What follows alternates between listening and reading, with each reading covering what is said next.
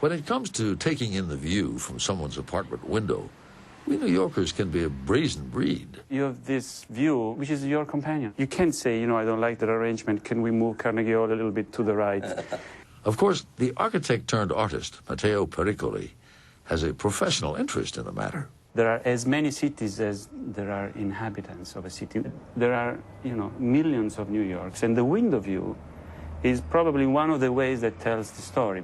It's a story that unfolds in this new collection of drawings.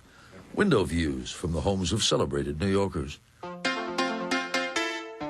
Chefs, musicians, dancers, architects, playwrights. Dozens opened their doors and curtains to Pericoli. Still, many turned down his request. Some cases they even told me, you know, I'm not going to let you in because that's personal. But this is not personal. I mean, this is not really yours. There are portals onto leafy parks, rickety fire escapes, street scenes, and always other windows. It all begs the question, does a great view inspire great minds? Architect Daniel Liebeskind writes, "The view from my window captures the poetry of New York. It is full of emotion and geometry." But for novelist Tom Wolfe, the view from his writing desk has long been a source of distraction, until now.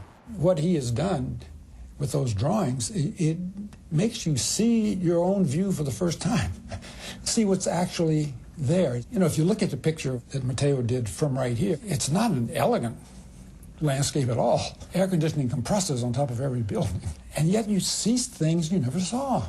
When you draw something, you completely absorb it. And you have to... We first saw Pericoli's work 8 years ago in a Sunday morning story on his first major project.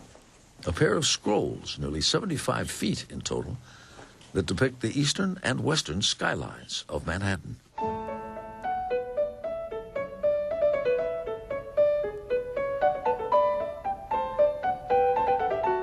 Painstakingly drawn, without erasure or revision, Manhattan Unfurled is more than a draftsman's rendering of buildings. It is a portrait drawn by an artist in love with his subject. Every building is like a person.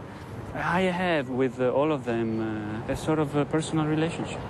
Published in the immediate aftermath of the 9/11 attacks, Manhattan Unfurled was a bittersweet memento of the city as it once was.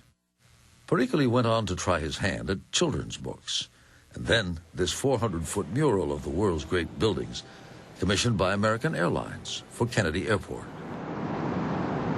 But his attention has never strayed far from New York. And while Pericoli and his family have recently moved back to Italy, he refused to leave behind the view from his old Manhattan bedroom. That drawing gave way to what he calls an obsession with views. Not that there's anything wrong with that.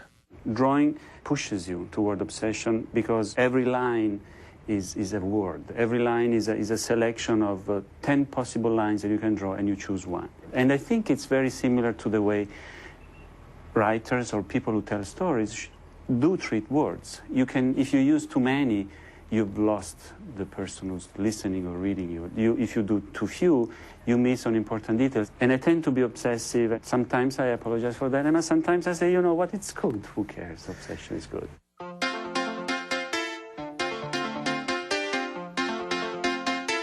And if the results of an obsession are anything like this,